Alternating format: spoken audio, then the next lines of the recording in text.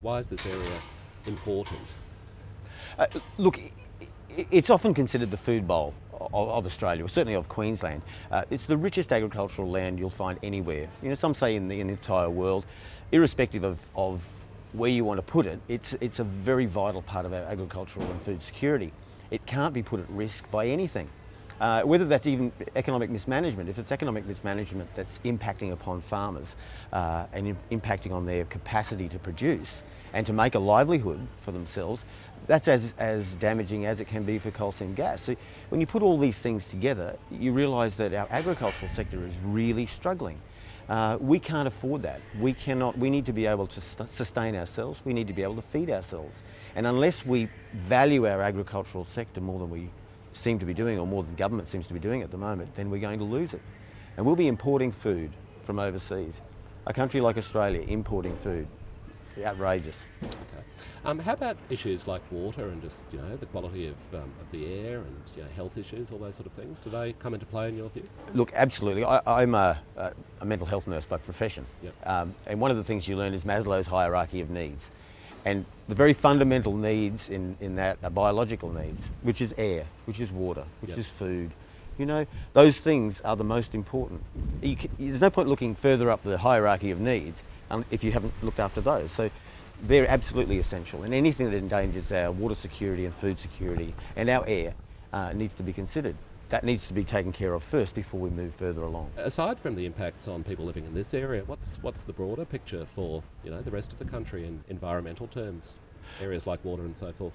Look, those aspects of life that we once considered very sacred, that you wouldn't touch, those things like our vegetation, like our water, our soil, our land, they were all very sacred. Those things the general farmer and the general citizen respects, and which is, by law has to abide. However, mining companies don't seem to be, they're not covered by the same laws. They seem to be able to do what they want. They can abuse the water supply, massive amounts of water supply. They can bulldoze vegetation. They can pollute our air, and they're not governed by the same rules. It's disrespectful, and certainly a government that endorses this and almost encourages this is not showing the same sort of respect for the land that we should, and that is expected of all of us. How do you see all this playing out in the vote on March 24 in Condamine? This election is the most pivotal election, not just for this electorate and anything west of the divide. It's imperative that Queensland makes a very, very sound decision for the future. 3 more years of unfettered coal seam gas expansion and mining expansion will decimate the rural sector. With all the other problems that they've had to endure droughts and floods, and they've got an impending Murray-Darling Basin plan which will impact upon them, no doubt. They really cannot afford to make a mistake. And I'm not saying that, I'm not putting that on the voter, but this is very, very important, this election. Do you think that there's a real alternative being offered by the LNP in terms of coal mining and coal seam gas? No, not at all. I mean, this is a party that's being bankrolled by mining companies.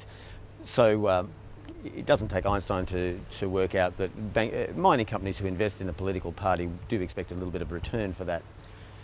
Having said that, let's go on to black and white. If you look at their policies under careful scrutiny do not give any guarantees for agriculture. They do not give any guarantees.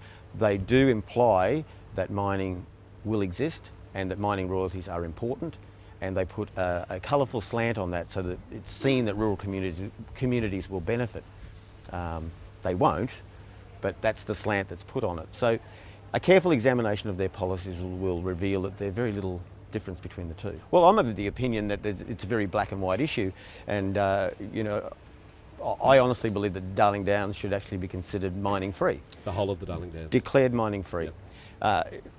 When you say that you're going to allow mining in certain parts, then you open the door for that to be sort of bent a little bit and skewed. They use the term prime agricultural land, particularly the LNP. By inference, that means prime agricultural land means that there's land that's not prime. They use the term strategic cropping land, which means that there's also strategic mining land. When you start playing those sorts of games, it just takes a little bit of legislation changes, the rules change a little bit, suddenly the mining expands. Our aquifers are too important, our soil is too important, our food security is too important to risk that. To designate an area like the Darling Downs as mining free. Mining can still exist, but not here. And they do it with World Heritage listed rainforests for different reasons, for conservation reasons.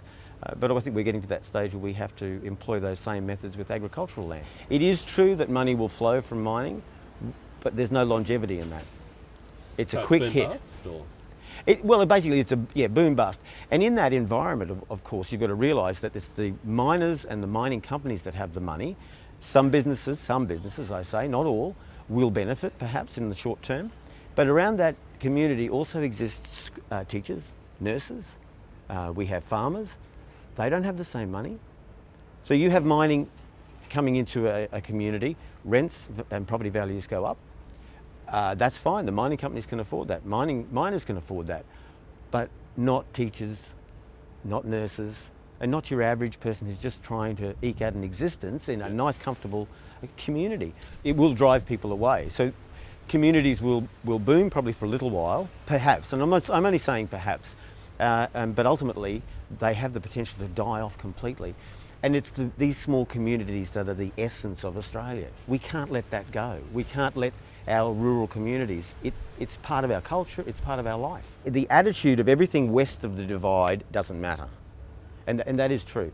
In any of these policies and where the power brokers now sit, the locus of control sits within major metropolitan areas. So infrastructure projects are tending to be focused in those areas, Gold Coast, Sunshine Coast, Brisbane. Yep.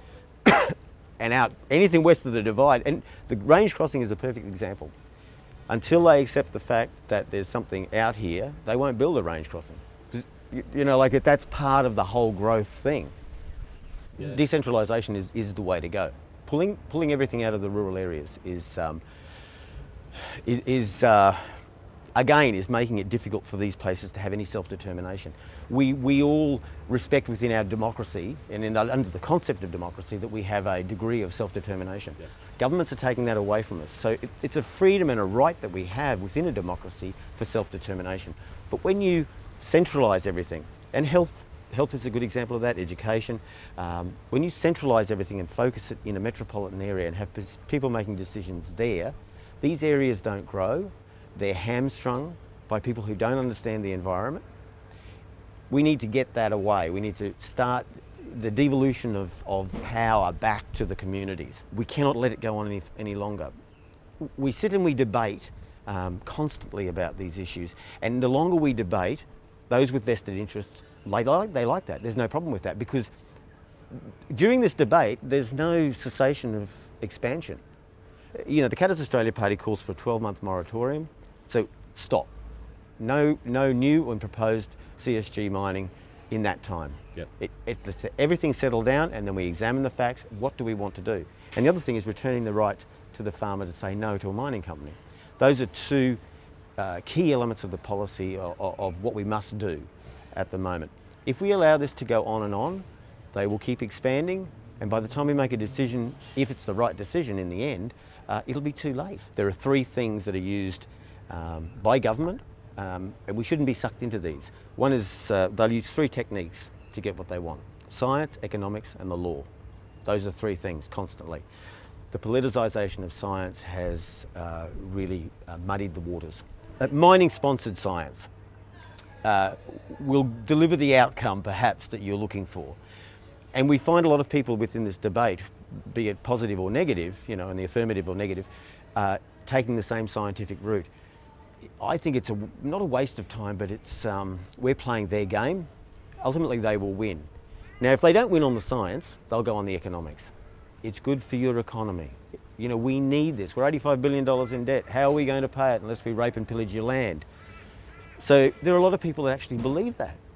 And if that doesn't work, and you can't get them with science or economics, we'll move on to the law, and we'll just legislate it. We've had protests and people taken to court and fined, and it's clear that the weight is in favour of the mining companies.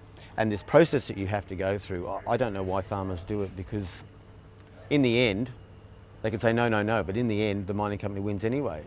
It's a farce.